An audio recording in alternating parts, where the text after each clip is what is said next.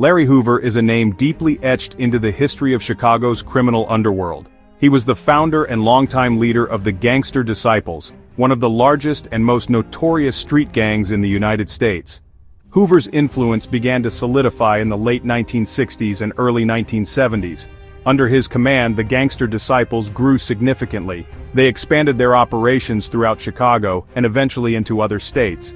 The organization became synonymous with drug trafficking, violence, and a rigid hierarchical structure, all orchestrated by Hoover, who was often referred to as King Larry by his followers and feared by many in the communities his gang impacted.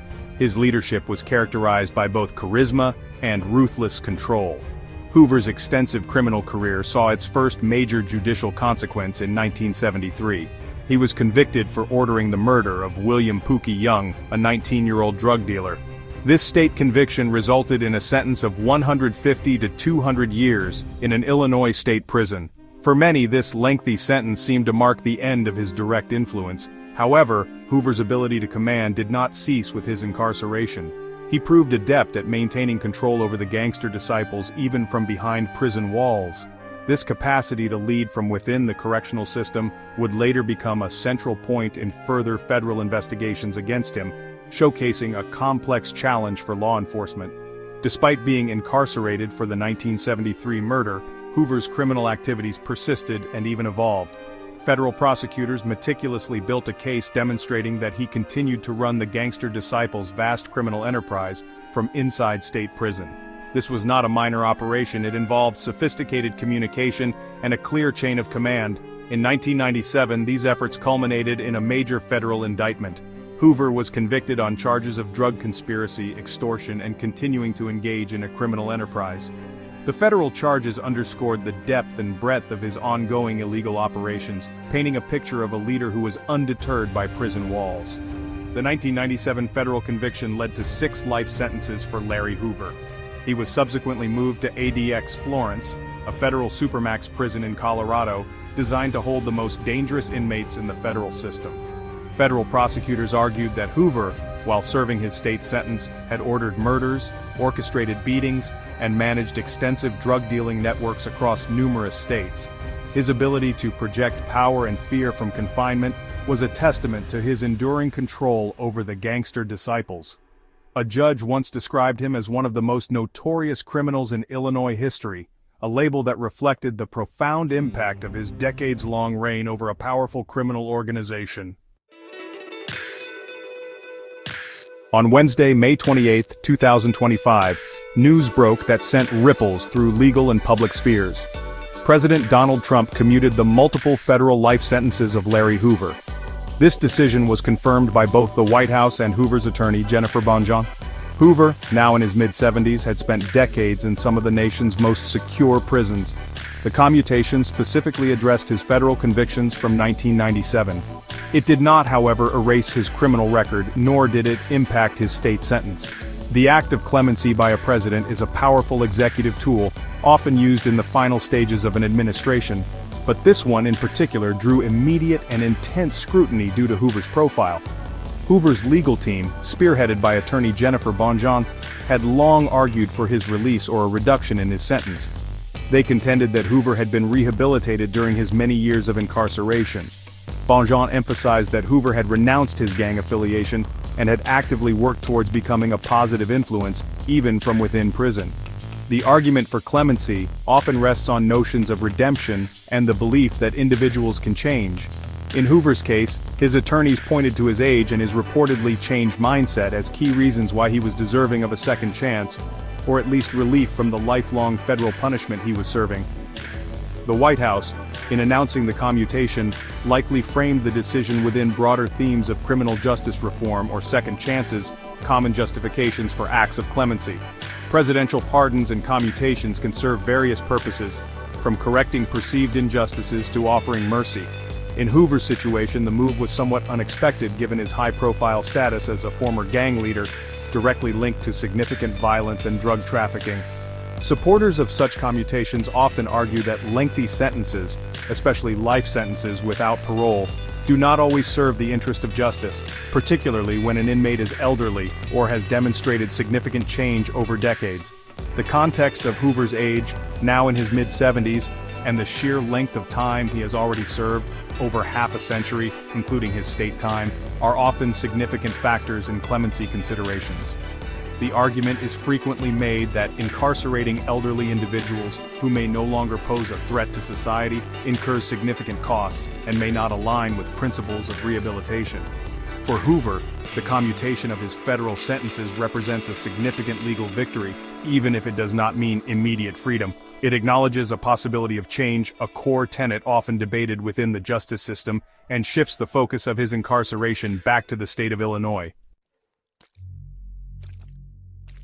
The decision by President Trump to commute Larry Hoover's federal sentences immediately ignited a firestorm of controversy and diverse reactions. Law enforcement officials and former prosecutors who had worked for decades to dismantle the Gangster Disciples and secure Hoover's conviction expressed profound disappointment and outrage. Ron Safer, the former lead federal prosecutor in Hoover's 1997 case, was particularly vocal. He acknowledged the importance of redemption in the justice system. However, Safer firmly stated that some crimes are so heinous and their perpetrators so notorious that they do not deserve mercy. His words echoed the sentiments of many who believe Hoover's actions caused irreparable harm to countless communities. Furthermore, Safer's perspective highlighted a common tension in the criminal justice system: the balance between punishment, public safety, and the possibility of rehabilitation. For those who investigated and prosecuted Hoover, the commutation might feel like a negation of their extensive efforts to hold him accountable for the widespread damage caused by the Gangster Disciples under his leadership. They remember the violence, the drug addiction fueled by his organization, and the fear that permeated neighborhoods. From this viewpoint, Hoover's continued incarceration was a matter of justice for the victims, and a necessary measure to prevent any resurgence of his influence, however remote that possibility might seem. Conversely, supporters of the commutation, including some criminal justice reform advocates and figures who have campaigned for Hoover's release, viewed the decision as a step towards a more merciful justice system. They might argue that Hoover has served an extensive amount of time, and that his continued imprisonment, especially at his advanced age, offered diminishing returns for public safety. Some proponents pointed to his alleged denouncement of gang life, and his purported efforts to promote peace and education from prison as signs of genuine transformation. This perspective often emphasizes the capacity for human change and questions the utility of life sentences without the possibility of parole for individuals who have spent decades incarcerated. The impact on the families of victims of gang violence, particularly violence attributed to the Gangster Disciples, cannot be overstated. For them, Hoover's commutation might reopen old wounds and feel like a profound injustice. The news could be seen as a dismissal of their suffering and loss.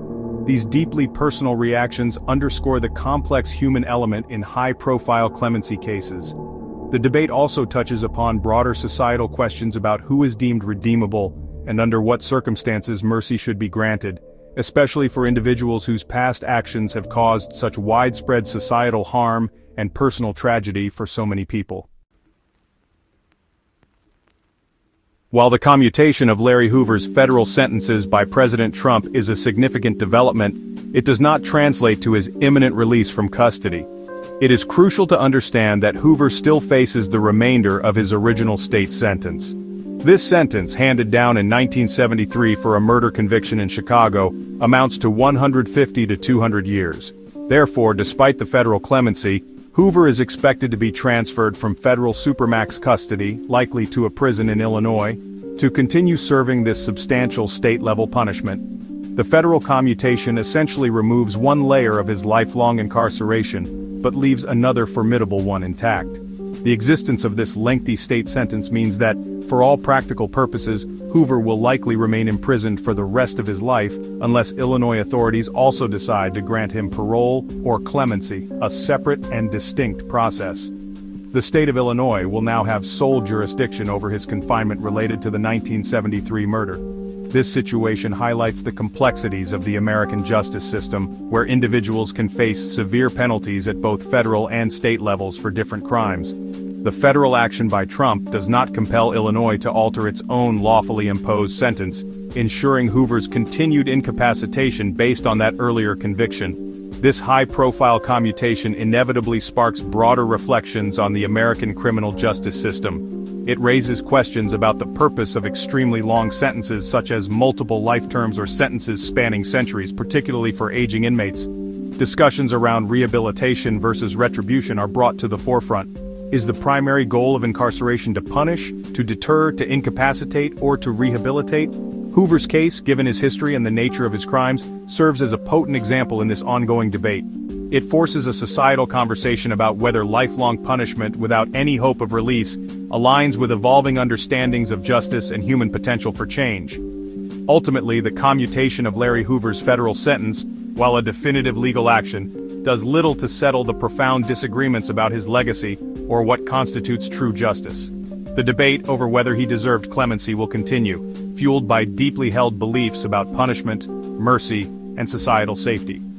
His case will undoubtedly be cited in future discussions about executive clemency, the treatment of former leaders of criminal organizations, and the capacity for redemption within the prison system. The core question remains: how does a society balance the scales of justice when dealing with individuals whose actions have inflicted such deep and lasting scars, even decades after their crimes were committed?